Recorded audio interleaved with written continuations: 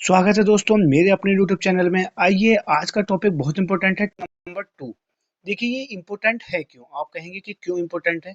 आइए इसके बारे में बता दूं। इंपॉर्टेंट इसलिए है क्योंकि लगभग 150 में से लगभग 80 नंबर का, कितने नंबर का, 80 नंबर का इन वर्डों का ही खेल है। कैसे?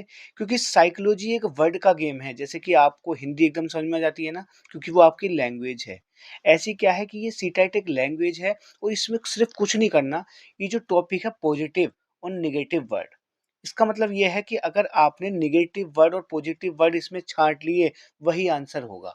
मतलब मतलब ये कि अगर मान लो क्वेश्चन का सेंस दिया है पॉजिटिव, तो उसका आंसर भी पॉजिटिव, और क्वेश्चन का सेंस दिया है नेगेटिव, तो उसका आंसर भी नेगेटिव। आइए जानते हैं कैसे।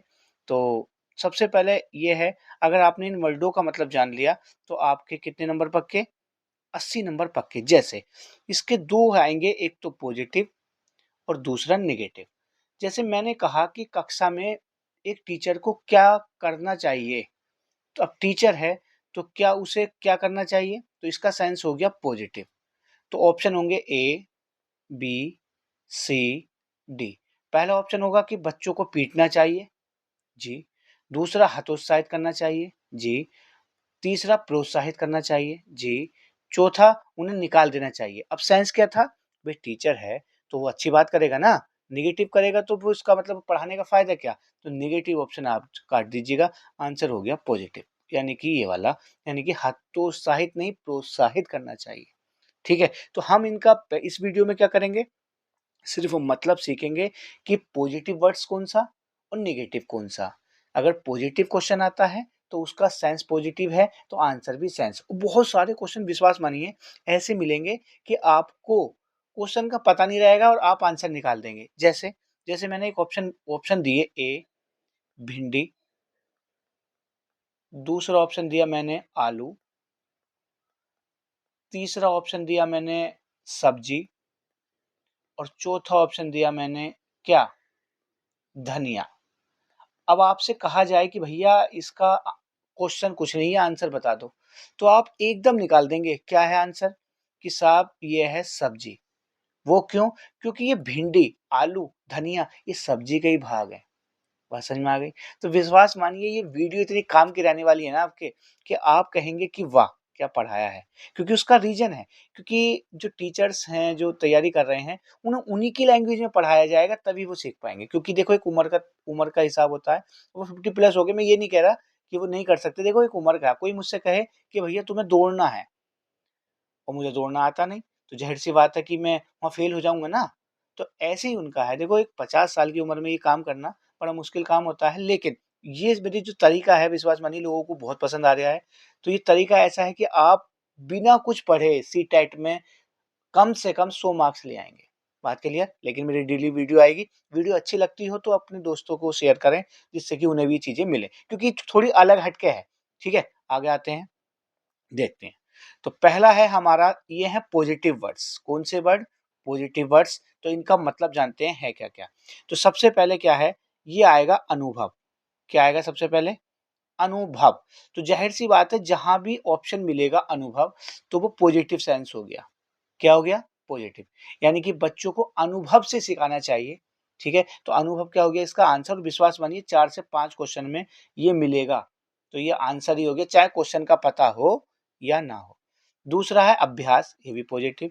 तीसरा है रुचि, ये भी पॉजिटिव। आप नोट करते रहिएगा, जब आपको क्वेश्चन कराऊंगा ना अगली सीट में, तो आपको इन्हीं से बताऊंगा कि वहां लिखा था, वहां लिखा था, वहां लिखा था। अगला है अभिव्यक्ति। जैसे ये वर्ड आया अभिव्यक्ति, तो मेरी पहली वीडियो यही थी कि इसमें जो वर्ड घूमते रहते हैं, ठीक है, तो उनका सेंस क्या है, हिंदी क्या है। बात समझ में आई? जैसे मैंने आपको बताया था कि साहब मैंने ये लिख दिया, ठीक है, तो ये क्या है, तो आपको पता नहीं। उसका रीजन, क्योंकि ये उर्दू में लिखा है और उर्दू आपकी लैंग्वेज है नहीं। क्लियर? अभिव्यक्ति का मतलब होता है क्या? बोलने की बोलने की स्वतंत्रता। बोलने की स्वतंत्रता। अब देखो, क्यों पॉजिटिव हुआ? क्योंकि बोलने की स्वतंत्रता तो देनी चाहिए ना बच्चे को, इसलिए ये पॉजिटिव हो गया। अब अगर क्वेश्चन का सेंस पॉजिटिव, तो आंसर का सेंस भी पॉजिटिव। क्लियर? अगला है अंतःक्रिया। अब कुल मिला के एक वर्ड आएगा अंतःक्रिया। अब देखिए, अंतःक्रिया, अगला हो सकता है अनोन्य क्रिया, अगला हो सकता है परस्पर क्रिया। तो कुल मिला के आप ये गौर फरमाइएगा कि जहां भी क्रिया आ जाए वो आंसर हो गया पॉजिटिव। अगर सेंस जो है क्वेश्चन का पॉजिटिव है तो ये वाले आंसर हो गए। अगला क्या है सक्रिय। सक्रिय क्यों? क्योंकि बच्चा अगर एक्टिव रहेगा, सक्रिय रहेगा तभी तो सीखेगा। बात क्लियर? आगे आते हैं। अगला है हमारा प्रोत्साहित। अब देखो सीधी सी बात है, प्रोत्साहित फिर आ गया तो बच्चे को क्या करना चाहिए? प्रोत्साहित। तो अगर पॉजिटिव सेंस है तो उसका आंसर हो जाएगा प्रोत्साहित। पोर्टफोलियो, देखो कितना शानदार क्वेश्चन है। पोर्टफोलियो का मतलब भी मैं बता चुका हूं। अब जैसे ये पोर्टफोलियो आ गया तो आधे कहेंगे जिन्हें क्या बवाल दे दिया, लेकिन अगर मैं कह दूंगा कि ये होता है बच्चे के वर्क का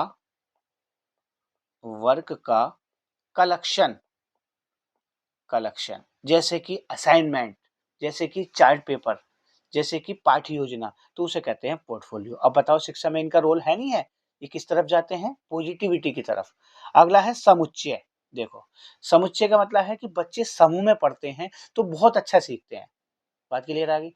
बहुत सारे बच्चे ये कहते हैं कि हमारे बच्चों का तो अलग ही ट्यूशन लगवा दो घर में ही, गोलू मोलू बना दो उन्हें, ठीक है? तो वो घर में तो पढ़ लेंगे 8वीं तक, लेकिन जैसे ही वो 9वीं क्लास में एंट्री करेंगे या मान लो इंटर में एंट्री करेंगे तो घर में तो आने का नहीं पढ़ाने कोई, ठीक है? जैसे ही वो आएंगे तो उन्हें वो आदत ही नहीं रहेगी, क्योंकि उन्हें जो आदत रहती है ना, उन्हें रहती है सिंगल पढ़ने की। तो इसलिए मेरी आपसे गुजारिश है कि ग्रुप में जरूर पढ़वाएं। इसलिए एक टोली विधि, यानी कि अगर हम विधि की बात करें, एक टोली विधि होती है, उसका मतलब यह है कि बच्चे जब टोली में सीखते हैं ना तो वो एक दूसरे से एक्टिव होते हैं, एक दूसरे से परिचित होते हैं। अगला है सीखना, यानी कि अधिगम। तो सीखना एक पॉजिटिव वर्ड है। अगला है खेल, यानी कि बच्चा अगर खेल में सीखेगा तो वो एक्टिव होगा, सृजनात्मक होगा। अगला है समाज, वही बात, समाज में सीखेगा तो एक्टिव होगा। आगे आते हैं। अगला है वर्ड चर्चा में शामिल, यानी कि हमें बच्चों को चर्चा में शामिल करना चाहिए।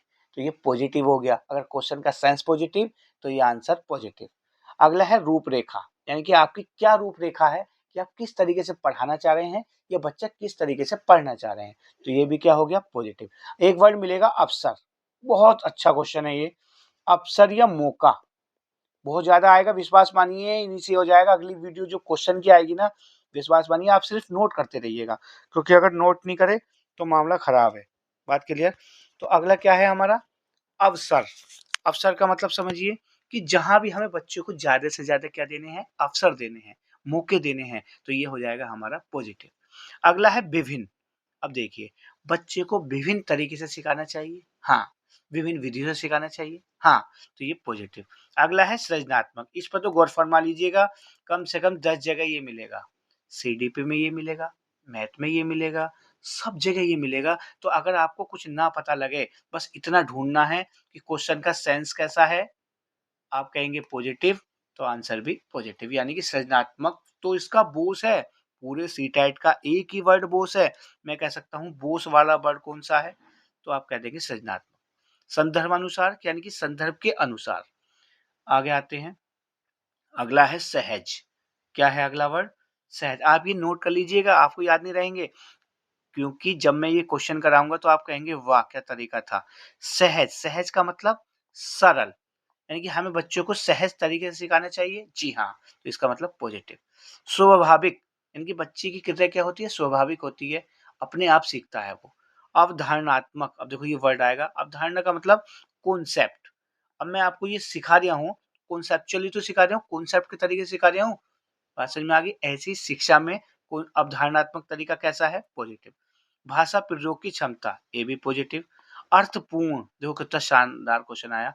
एक तो आएगा अर्थहीन तो वो नेगेटिव, और अर्थपूर्ण तो वो पॉजिटिव। अगला है स्वयं खोजना। इसका मतलब आप जानते हैं कि बच्चा अगर स्वयं खोजेगा तो उसका विकास सृजनात्मक होगा। क्या होगा? सृजनात्मक होगा। आगे आते हैं। अगला है निदानात्मक। कौन सा जी? निदानात्मक। तो निदानात्मक कहीं भी आ जाए, इसका मतलब निदान करना। उपचारात्मक शिक्षण, उपचारात्मक का मतलब जहां जहां कमियां हैं, उपचार, जैसे एक डॉक्टर उपचार करता है, ऐसी शिक्षण का एक पार्ट है उपचारात्मक शिक्षण या निदानात्मक शिक्षण। अगला है सर्वांगीण विकास। ये तो बहुत जगह जहां भी मिल जाए, बस आपको करना क्या है? सेंस देखना है। अगर वो पॉजिटिव तो ये आंसर बिना कुछ लगाए। अगला बाल केंद्रित शिक्षा बिल्कुल काम का है ये, क्योंकि बच्चे की शिक्षा यानी कि जो सरकार या एनईपी या फिर आईटी क्या कहती है कि बालक को ध्यान में रख के पढ़ाना है, उसे कहते हैं बाल केंद्रित शिक्षा। और अगर शिक्षक को ध्यान में रखकर पढ़ा रहे हैं तो शिक्षक केंद्रित। अब बाल केंद्रित का मतलब क्या है कि आपको ये देखना है कि बच्चे के हिसाब से पढ़ाएं। आपको कितनी ही नॉलेज हो, उससे कोई फ़र्क नहीं पड़ता सरकार को, ना बच्चों को। यानी कि बच्चा जो चाह रहे हैं, चाहे कम भी है, तरीका अच्छा हो। यानी कि तरीका अच्छा होगा तो विश्वास मानिए आप एकदम सक्सेस हो जाएँगे। तो इसलिए सरकार, एनईपी सब लोग क्या कहते हैं कि शिक्षा कैसी होनी चाहिए? बालक को ध्यान में रख के पढ़ाई गई शिक्षा, यानी कि बाल केंद्रित। व्यावहारिक जीवन से जुड़कर पढ़ना, ये बिल्कुल ठीक है। जब बच्चा व्यावहारिक जीवन से पढ़ेगा, यानी कि सीख के पढ़ेगा, रट के नहीं पढ़ेगा, कंठस्थ करके नहीं पढ़ेगा, समझ के पढ़ेगा, व्यावहारिक जीवन जो हमारे दैनिक जीवन में होते हैं, उनसे पढ़ेगा, तो वो शिक्षा एक तरीके से बहुत ही प्रभावशाली मानी जाएगी। ठीक, अगला है समावेशन।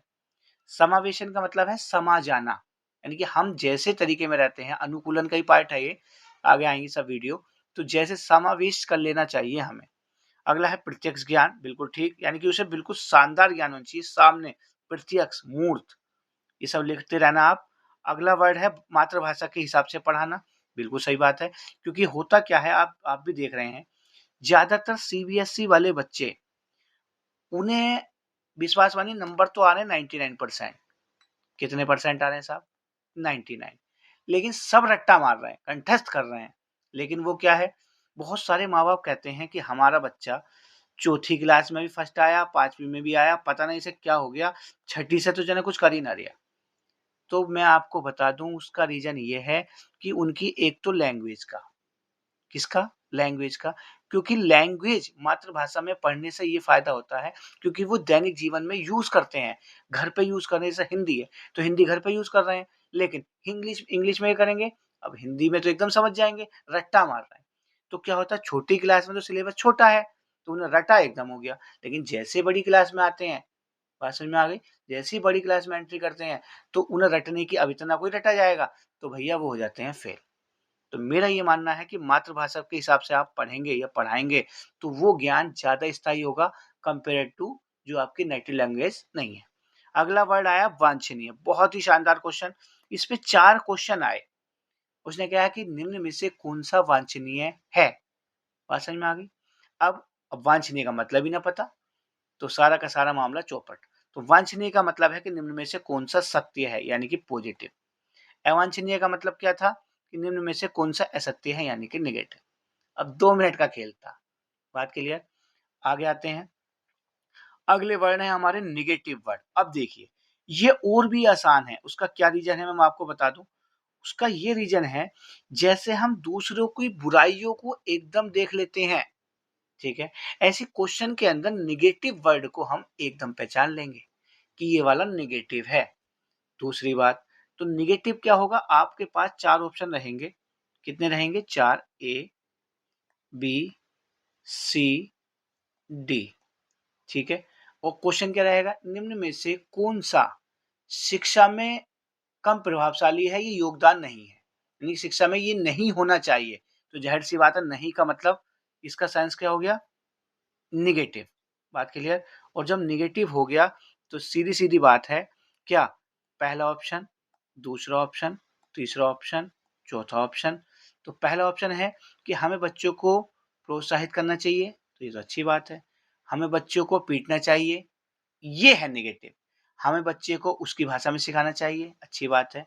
हमें बच्चों को अच्छी-अच्छी चीज़ें बतानी चाहिए। तो 3 तो बिल्कुल पॉजिटिव थे, लेकिन क्वेश्चन का सेंस क्या था, नेगेटिव, यानी कि हमें बच्चों को पीटना चाहिए, ये वाला।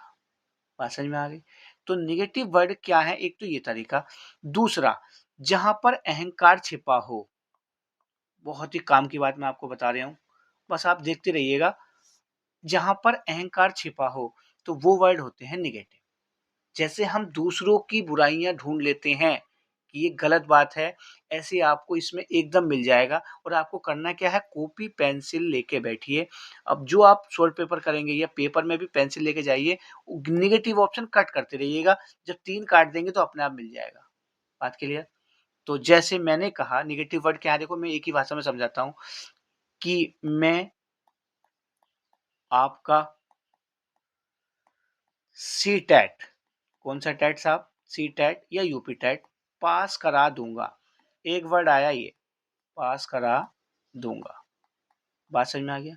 दूसरा वर्ड मैंने लिखा, मैं ही आपका सी टैट पास करा दूंगा। तो देखो इस पे गौर फरमाइएगा, इन दोनों वर्ड में एक वर्ड ने, किसने साहब, ही ने, बहुत ही काम की वीडियो जाने वाली है ये, ही वर्ड ने इसे अहंकारी बना दिया। अब आप कहेंगे इसका मतलब है कि इसने ही लगा दिया, यानी कि इसका मतलब अहंकार छिपा है, क्या वो नहीं करा सकते क्या? हाँ जी करा सकते हैं। तो ये वर्ड हो गया निगेटिव, पूरा सेंटेंस निगेटिव, इस एक वर्ड की वजह से, अव्यय की वजह से, ठीक है, अविकारी शब्द की वजह से, इस वर्ड की वजह से ये वाला सेंटेंस क्या हो गया, निगेटिव। और ये वाला क्या रहा, पॉजिटिव। हाँ जी वो कह रहा है कि मैं करा दूंगा, लेकिन मैं ही करा दूंगा, मैं केवल मैं ही करा दूंगा, तो ये सब निगेटिव। तो विश्वास मानिए 50 से 60 क्वेश्चन यही मिल जाएंगे। बात समझ में आ गया। तो हमारी ये क्या है वीडियो, कि जहां पर ये वर्ड मिल जाए तुरंत काट दो नेगेटिव, ठीक है। अगर उसने पॉजिटिव पूछा हो और नेगेटिव पूछा हो तो नेगेटिव तो है ही। बात क्लियर। देखते हैं कैसे। देखिए, केवल, अब जरा ध्यान से देखते रहिएगा, केवल, मात्र, ही, एकमात्र, बिल्कुल। साहब बिल्कुल तैयारी होगी मेरी पक्की, बिल्कुल पक्की वाली। अरे भाई बिल्कुल तो जो कहेगा कि बिल्कुल मेरे 185 नंबर आएंगे 150 में, बिल्कुल पक्के। अब ये अहंकार छिप गया, अरे भाई बिल्कुल तो उसके भी ना आने के जिसने पेपर बनाया, एक आध तो बेचारे का उसका भी गलत हो जाएगा। अगला क्या है, दंड, शिकायत, ये जहां भी मिल जाए ये निगेटिव। बालक को गलत कहना, ये भी निगेटिव। रटना, दोहराना, कंठस्थ करना, बहुत जगह आएंगे, ये भी निगेटिव, यानी कि शिक्षा में इनका कोई योगदान नहीं। कथन बताना, ये भी निगेटिव। आप जरा नोट जरूर कर लीजिएगा पेंसिल लेकर, वरना तो निकल जाएंगे, ठीक है। आगे क्या है, राजनीतिक, देखो कितना शानदार है ये, जहां भी राजनीतिक आएगा, अध्यात्म आएगा, शिक्षा में कोई रोल नहीं है, ये सब क्या है, निगेटिव। कठोर, देखो ये कठोर यानी कि निगेटिव। अनदेखा, निगेटिव।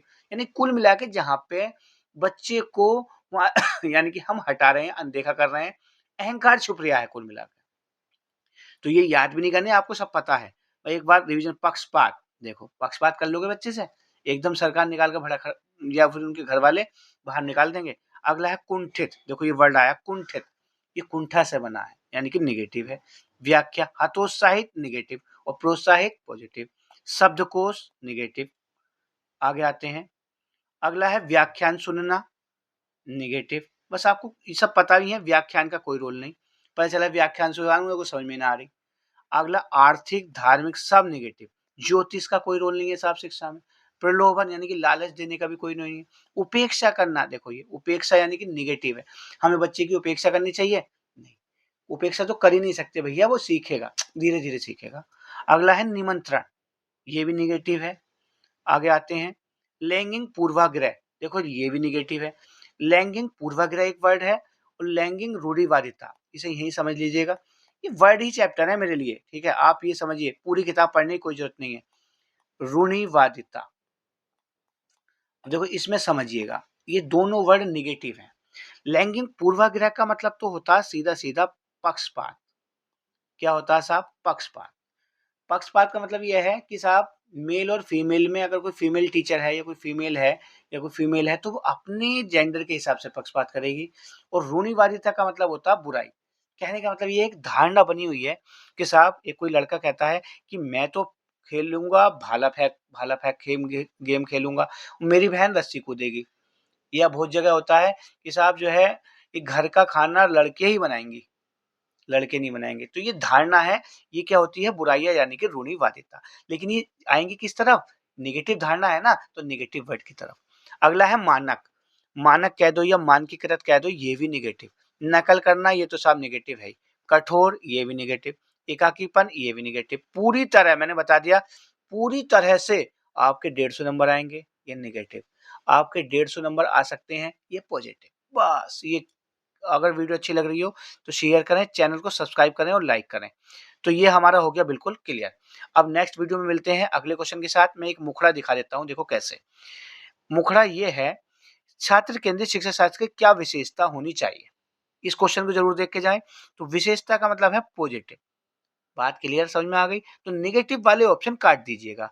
जैसे यंत्रवत याद करना उस लिस्ट में क्या था? नेगेटिव काट दो। योग्यता के आधार पर विद्यार्थियों को नामांकित करना तथा वर्गीकरण करना। देखते हैं, 2 ऑप्शन रखेंगे। केवल पाठ्य पुस्तकों पर निर्भर करना, काट दो साहब। बच्चों के अनुभवों को, वाह जी वाह, वाह, वाह! आंसर तो यही मिल गया। तो यानी कि वर्गीकृत करना या बाँटना, ये बिल्कुल गलत है। ये हो जाएगा हमारा क्या? Individual difference. हम वर्गीकृत नहीं कर सकते कि अच्छा बच्चा है तो तू इधर को बैठ जा, उनमें तो भैया आपस में लड़ाई हो जाएगी। लेकिन अनुभवों को प्रमुखता देना, आंसर हो गया ये। अगले क्वेश्चन पे आते हैं। नेक्स्ट क्वेश्चन है हमारा संवेग एवं संज्ञान। वाह! विश्वास मानिए मजा आ जाएगा क्वेश्चन में। वो नोट जरूर कर लीजिएगा। संवेग एवं संज्ञान एक दूसरे से कैसे हैं? तो देखिए, संवेग का मतलब क्या होता है? पहली बात तो ये समझिए, संवेग का मतलब होता है इमोशंस, फीलिंग, भय, क्रोध, ये सब। और संज्ञान का मतलब होता है जानना। तो क्या बताइए, संवेग और संज्ञान होंगे ना होंगे? भाई संवेग यानी कि भय है तो कम जानेगा, ठीक है? फीलिंग है अच्छी तो अच्छा जानेगा। तो ज़ाहिर सी बात है ये क्या हो गया हमारा? पॉजिटिव। तो आंसर भी क्या होगा? पॉजिटिव। तो नेगेटिव वाले काट दो। जैसे कि स्वतंत्र अलग करता न काट दो, पूर्णतः अलग काट दो, संबित नहीं काट दो। आंसर हो गया ये। बताओ, कुछ नहीं करना, विश्वास मानिए। नेक्स्ट क्वेश्चन पे आते हैं। अगला क्वेश्चन हमारा है संरचनावादी ढांचे में, ठीक है? संरचनावादी ढांचे में अधिगम प्राथमिक रूप से। अब बताओ, बस सिर्फ आपको ये करना है कि सेंस इसका पॉजिटिव है या नेगेटिव। अब कैसे पता लगेगा? तो संरचनावादी कह दो, ये रचनावादी यानी कि क्रिएटिव, यानी कि सृजनात्मक, कुल मिला के पॉजिटिव। तो आंसर भी पॉजिटिव। नेगेटिव वाले ऑप्शन काट दो जिसमें अहंकार छुपा हो, या जो मैंने लिखवाए हैं अपनी कॉपी लेकर बैठिएगा इस वीडियो में, एकदम देख के इस आंसर को करिए। जैसे अब नेगेटिव वाले क्या है? यंत्रवत याद करना, ओ हो, तो इसे काट दो। प्रबलन पर केंद्रित है। अब देखो, अब ये आया प्रबलन। मैं मानता हूँ कि आपको नहीं पता। देखो, ये मैं जो पढ़ा रहा हूँ, ये उन लोगों के लिए पढ़ा रहा हूँ जो बेस है बिल्कुल जिनका कमजोर, तो वो भी सीख जाए।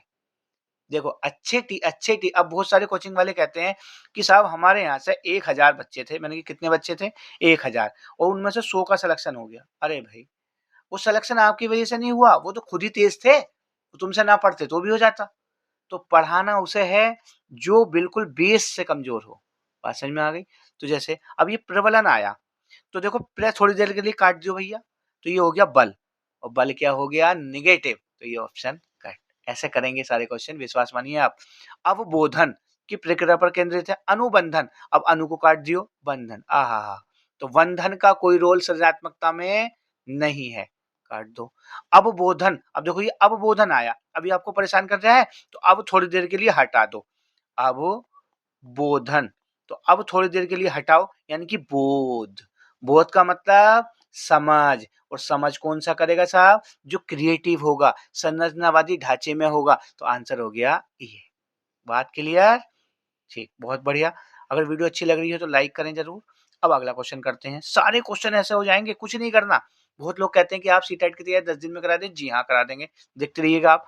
अन्य घटनाओं के बारे में बच्चों के द्वारा बनाए गए सहजानुभूत सिद्धांतों के संदर्भ में एक शिक्षकों को क्या करना चाहिए?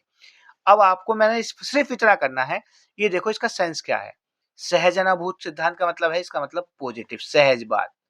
तो आंसर भी पॉजिटिव। नेगेटिव ऑप्शन काट दो। जैसे बच्चे को दंडित करना चाहिए, नेगेटिव। दंडित करोगे तो उसके माँ बाप आ जाएंगे लड़ने के लिए। बच्चे के इन सिद्धांतों को अनदेखा, हा, कुछ नहीं करना, अपने आप मिलेंगे, काट दो। बार बार याद करने के द्वारा, ओ हो याद करना, काट दो। इसे पढ़ने की जरूरत ना है, आंसर हो गया ये। बताओ, कुछ नहीं करना आपको, विश्वास मानिए इसी वीडियो से पास हो जाओगे आप। अगले पे आते हैं। एक प्राथमिक विद्यालय की अध्यापिका बच्चों को एक प्रभावशाली समस्या समाधान कर्ता बनने के लिए किस प्रकार से प्रोत्साहित? अब कुछ नहीं करना, कुछ समझ में नहीं आया, लेकिन प्रोत्साहित कर सकती है, यानी कि पॉजिटिव बात पूछ रहा है। तो आंसर भी क्या होगा? पॉजिटिव। पढ़िए जरा। गलत उत्तरों को अस्वीकार करके हम दंडित, ओहो हो, दंड का कोई प्रावधान नहीं है, काट दो। बच्चे को सहन अनुमान लगाने के लिए प्रोत्साहित करके, ओहो हो, ये हो सकता है, रखेंगे। प्रत्येक छोटे कार्य के लिए भौतिक पुरस्कार, पुरस्कार का कोई रोल नहीं है, केवल नहीं है। आंसर हो गया ये। बताओ, कुछ करा मैंने? कुछ भी नहीं करा। बस आप ये करना है, विश्वास मानिए आप 100 नंबर इसी वीडियो से, 80 तो है ही पक्का। अगले पे आते हैं, अगला क्या है, शिक्षक बच्चों की जटिल अवधारणाओं की समझ को किस प्रकार सहज कर सकते हैं, तो इसका मतलब हो गया पॉजिटिव सेंस। तो आंसर भी पॉजिटिव, नेगेटिव वाले काट दो। बार बार यांत्रिक अभ्यास बिल्कुल गलत, बार बार अन्वेषण और परिचर्चा के लिए अवसर, हो ये वर्ड आ गया अवसर, तो ये ऑप्शन रखेंगे साथ में, एकदम से नहीं काटेंगे। एक व्याख्यान नेगेटिव काट दो, अवसरों की प्रतियोगितात्मक अवसरों की व्यवस्था करके। अब आपके पास दो ऑप्शन मिले जो एक जैसे हैं, तो अक्कड़ बक्कड़ बम्बे वो भी लगाओगे तो कम से कम 50% तो आपका हो गया सही, क्योंकि दो कट गए। लेकिन अक्कड़ बक्कड़ नहीं लगाना, आगे वीडियो जो पढ़ेंगे उसमें बिल्कुल क्लियर करेंगे। अन्वेषण का मतलब होता है क्या, अन्वेषण का मतलब होता है खोज। क्या होता है, खोज, यानी कि सृजनात्मकता कहती है, यानी कि सब सरकार, एनईपी, आईटी सब कहती हैं कि बच्चे को खोजी बनाओ, उन्हें रट्टू तोता मत बनाओ, तो इसलिए ये ऑप्शन ये वाले से ज्यादा बेटर है, तो आंसर हो गया ए। नेक्स्ट पे आते हैं, अगला क्वेश्चन है हमारा, निम्नलिखित में से कौन से कथन की सहमति गणित के संरचनावादी दृष्टिकोण से की जा सकती है, देखते हैं। तो आप सिर्फ एक देखो, मैथ का लिया मैंने, ये सब में लगेगा ये कथन सहमति गणित के संरचनावादी यानी कि रचनावादी यानी कि पॉजिटिव सेंस है साहब, तो आंसर भी पॉजिटिव। अब देखो नेगेटिव वाले काटेंगे, गणित पूर्णतः, ओहो हो कंप्लीटली, यानी कि इसमें अहंकार छिप गया, गणितीय विषय पर है, ये चल सकता था, पूर्णतः का मतलब है निगेटिव काट दो। मानस दर्शन गणित का महत्वपूर्ण पहलू है, अब आपको नहीं पता ना, तो इसमें पॉजिटिव का पता चल जाए, निगेटिव का तो रखो सिर्फ। गणित तथ्यों को सीखने के बारे में, बिल्कुल गलत, क्या गणित का दैनिक जीवन में यूज नहीं है, कैंसिल। गणितज्ञों से सच्चाई का आविष्कार अपेक्षित होना चाहिए, इजन बिना सिर पांव वाले ऑप्शन काट दिए, कैंसिल। मानस दर्शन, देखो ये वर्ड आ गया महत्वपूर्ण, पहलू है, सिर्फ एक पार्ट है, पहलू है, वो भी महत्वपूर्ण, कौन सा, मानस दर्शन, जी हाँ। अब इसकी हिंदी समझिए, इंग्लिश समझिए, विजुअलाइजेशन। विजुअलाइजेशन का मतलब होता है कि बच्चा दृश्य करता है सबसे पहले। ब्लूम की टैक्सोनॉमी में कहा गया है कि उसके 5 स्तर हैं, सबसे पहले स्तर में वो मानस दर्शन करता है, यानी कि दृश्यकरण करता है, यानी कि अगर उसे आयत सीखना है तो उसे नहीं पता लंबाई गुना चौड़ाई इसका एरिया होता है, उसे सिर्फ वो देखेगा, किसके हिसाब से, बनावट के हिसाब से, ना कि गुण के हिसाब से, तो ये एक पार्ट हुआ। अगले पे आते हैं, अगला क्वेश्चन देखो, इतने बड़े बड़े भी आएंगे लेकिन आपको आसान कर दिए जाएंगे, जैसे निम्नलिखित में से संरचनावादी गणित का कक्षा कक्षा लक्षण नहीं, इस पे गौर फरमाइएगा, नहीं का मतलब निगेटिव। अब निगेटिव वाला तो एकदम ही मिल जाएगा, कैसे, प्राथमिक स्तर पर आकलन के लिए विषय परक प्रकार की परीक्षा का उपयोग किया जाता है, हाँ जी। गणित और दूसरे पाठ्य क्षेत्रों के बीच संबंधों को उजागर किया जाता है, गणित के अधिगम में भाषा और संवादों की भूमिका का उचित ध्यान दिया जाता है, अध्यापक स्वीकार करता है कि दी गई अनूनी क्रिया, देखो ये भी पॉजिटिव है, ये भी पॉजिटिव है, प्राथमिक स्तर पर आकलन की विषय परक प्रकार की परीक्षा, अब देखो ये परीक्षा आ गया, संबंधों को उजागर करता, ये वाला आंसर हो गया इसका, क्योंकि इसमें परीक्षा अंक इनका कोई रोल नहीं है। आगे आते हैं, प्राथमिक स्तर पर, थोड़ी वीडियो लंबी जा रही है क्योंकि मैंने एक में कर दिया, वरना तो अलग अलग करता तो आप कहेंगे ये पॉजिटिव नेगेटिव वर्ड थे कहाँ। प्राथमिक स्तर पर बच्चों की भाषा का आकलन करने का उद्देश्य क्या है, सीधी सी बात है, यानी कि पॉजिटिव तो उद्देश्य होगा। अब कहे कि साहब आरटीआई एनईपी के अनुसार आकलन करने का क्या उद्देश्य है, अरे भैया एनईपी हो, 2020 हो, आरटीई हो, सबका एक ही उद्देश्य है कि भैया अच्छा, अच्छा यानी कि पॉजिटिव, ठीक है। तो अब या तो आप 100 पन्नों के एनईपी पढ़ो, या फिर आप सीधा ये समझ लो कि उन्होंने जो करा होगा अच्छा ही करा होगा, यानी कि पॉजिटिव करा होगा, तो आंसर भी क्या होगा, पॉजिटिव। देखते हैं, तो नेगेटिव वाले काटो। देखो ये भाषा, यानी कि मैंने हिंदी का भी ले लिया, उसकी पठन क्षमता का आकलन, उसके भाषा प्रयोग की क्षमता का आकलन, उसकी लेखन क्षमता का आकलन, उसके बोलने की कुशलता का आकलन। तो भैया ये पूछ रहा है प्राथमिक स्तर का, पहले तो इस पे गौर फरमाओ। तो जब भी कोई सवाल आए तो आप ये समझिएगा कि अगर प्राइमरी लेवल का टेट दे रहे हैं तो समझ लो आप प्राइमरी के हिसाब से सोचें, तो प्राइमरी के हिसाब का मतलब बिल्कुल छोटा सा, बिल्कुल बेस, जैसे अब सबसे पहले पठन कर लेगा वो, ना जी। भाषा प्रयोग की क्षमता, यानी कि भाषा का प्रयोग कर कैसे रहा वो, बोल कैसे रहा, सुन भी रहा ना सुन रहा, तो आंसर हो गया ये, क्योंकि पॉजिटिव पूछा, लेखन भी नहीं करेगा क्योंकि वो बड़ी कक्षा में करेगा, ठीक है। पहले क्या होता है आपको पता भी है, एक क्रम है विकास का भी, पहले सबसे पहले बच्चा सुनता है, ठीक है, फिर बोलता है, लिखना पढ़ना तो बात की कहानी, तो 2 ऑप्शन तो वैसे ही कट गए, ठीक है। तो भाषा प्रयोग की क्षमता ये इसमें ही आ गई, यानी कि भाषा प्रयोग इनका बोस है, ऐसे भी समझिएगा, जैसे मैंने बताया था भिंडी आलू टमाटर, तो यानी कि आंसर हो गया ये। अगले पे आते हैं, अगला है, इनमें से कौन सा भाषा आकलन की सबसे कम, ओहो हो, इस पर गौर फरमाइएगा, यानी कम का मतलब निगेटिव, तो जो निगेटिव हो वो आंसर कैंसिल। देखते हैं, कहानी कहना, कहानी लिखना, घटना वर्णन और श्रुतलेख, तो बताइए कौन सा होगा? लिखना कैंसिल, घटना वर्णन कैंसिल, श्रुतलेख क्या गलत, बिल्कुल सही करके वर्तन जो लिखते हैं, तो कहानी कहना, बच्चा बेचारा कहेगा पहले, तो आपको ये कॉमन सेंस लगाना है इसमें थोड़ा सा। आगे आते हैं, प्राथमिक स्तर पर भाषा सीखने की संबंधी, ठीक है, कौन सा संसाधन सर्वाधिक महत्वपूर्ण है? प्राथमिक स्तर की बात चली, ये भी ध्यान रखना है आपको, तो ये पॉजिटिव पूछना चाह रहा है, तो प्राथमिक स्तर पर क्या होगा देखेंगे, टेलीविजन कैंसिल, समाचार पत्र कैंसिल, कंप्यूटर हो ये तो और बड़े उसमें चला गया कैंसिल, तो इसका मतलब बाल साहित्य है। बात समझ में आ गई? तो बाल साहित्य से ही बच्चा ज्यादा अच्छा संसाधन है सीखने का। अगले पे आते हैं, बच्चे अपनी मातृभाषा का प्रयोग करते हुए हिंदी भाषा की कक्षा में अपनी बात कहते हैं, यह बात क्या है? आपने देखा भी होगा, तो ये पॉजिटिव ही तो है बेचारों की, नेगेटिव तो है नहीं, तो पॉजिटिव वाला ही आंसर है, तो नेगेटिव वाले काट दो, जैसे अनुचित बिल्कुल गलत, निंदनीय बिल्कुल गलत। अब बचते हैं दो, स्वाभाविक और विचारणीय, तो इनमें जो साइकोलॉजिकल लगे, जिसका एक बड़ा महत्व हो, जिसकी एक बड़ी सोच हो, तो ये हो गया हमारा स्वाभाविक, क्योंकि स्वाभाविक है वो अपनी बात कहेंगे। अगला है विविध पृष्ठभूमि, विविध पृष्ठभूमियों के अधिगमकर्ताओं, अधिगम माने सीखने वालों को संबंधित जो एक अध्यापक को। अब सीधी सी बात है, अध्यापक क्या करना चाहिए, पॉजिटिव नेगेटिव, अध्यापक नेगेटिव करेगा तो उसे निकाल देंगे स्कूल वाले, ठीक है, तो यानी कि पॉजिटिव, तो आंसर भी पॉजिटिव, तो नेगेटिव ऑप्शन कट कर दो, जैसे सभी के लिए, ओहो मानकीकृत, ये दोनों ही नेगेटिव आ गए, कट। ऐसे कथनों का इस्तेमाल करना चाहिए जो नकारात्मक, ओहो हो बिल्कुल गलत। विविध संबंधी मुद्दों पर बातचीत टालनी, ओहो बिल्कुल गलत। विविध संबंधी उदाहरण, बिल्कुल ठीक है, आपको खुद ही ऑप्शन मिल जाएंगे, ठीक है। आगे आते हैं, बस एक दो और बचे हैं, अधिगम कठिनाइयों से जूझते छात्रों की जरूरतों को संबोधित करने के लिए एक अध्यापक को क्या नहीं करना चाहिए? यानी कि नेगेटिव बात नहीं करनी चाहिए, कि मैंने ऑप्शन में दे दूं कि उसे पीटना चाहिए, बिल्कुल गलत भैया, पीटोगे तो वो तो नेगेटिव हो गया, बस यही कहानी है। देखते हैं, जो नेगेटिव है वो आंसर है इसका, व्यक्तिगत शैक्षिक योजना बनाना, ये तो जरूरी है, शिक्षा शास्त्र और आकलन की जटिल संरचनाओं का प्रयोग, ओहो ये देखो ये जटिल जो आ गया, जटिल मतलब नेगेटिव, और यही पूछा था आंसर, ये पढ़ने की जरूरत ही नहीं है भाई साहब। आगे आते हैं, अगला है हमारा, खत्म होने वाला, लास्ट होगा शायद। अगला है हमारा सृजनात्मकता की पहचान का प्रमुख, बिल्कुल सृजनात्मकता वर्ड तो मैंने बता दिया कई जगह आएगा। सृजनात्मकता का मतलब क्या होता है, जो क्रिएटिव हो, खुली सोच वाला हो, अपसारी हो, आगमन हो, ठीक है, निर्माण करने वाला हो, खुले उत्तर वाला हो, सबके सब क्या है ये सृजनात्मकता। पहली वीडियो में मैंने सृजनात्मकता की बात कही थी और कहा था कि ये वर्ड कम से कम 10 जगह मिलेगा, और अगर क्वेश्चन ना पता चल रहा हो और ये वर्ड आ जाए तुरंत आंसर लगाइए ना, अगर पॉजिटिव पूछ रहा हो तो इसका मतलब अतिशीघ्रता बिल्कुल कैंसिल, असतर्कता कैंसिल, यानी कि नेगेटिव पॉजिटिव वर्ड है ना, कम परिवर्तक काट दो। अब इसका ना भी पता ना आप सारी चिंतन, तो आंसर ये हो गया। बात क्लियर? ठीक है, लेकिन भैया सृजनात्मकता को आपको पता करना ही है। लास्ट क्वेश्चन बचा है आपका बस, और मुझे उम्मीद है कि वीडियो अच्छी लगी होगी, ऐसी देखते रहिएगा, और चैनल को सब्सक्राइब कर लें और बेल आइकन को दबा दें, जिससे सारे नोटिफिकेशन आपके पास आते रहें।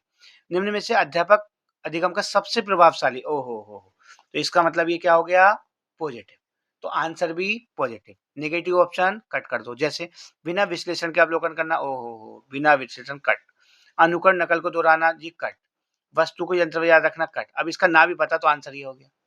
तो विश्वास मानिए आपका सीटेट बिल्कुल, मेरी उम्मीद है कि आपका पास हो गया होगा। बस आप इस तरीके से सारे का सारा यूथ का प्रैक्टिस सॉल्व पेपर लें, कुछ ना पढ़े भैया। देखो आधे लोग कंफ्यूज हैं, ठीक है, क्यों कंफ्यूज हैं, एक टीचर है वो जहां तहां से पढ़ रहे हैं, पता चला उसका उसमें मिला रहे हैं, उसका उसमें मिला रहे हैं।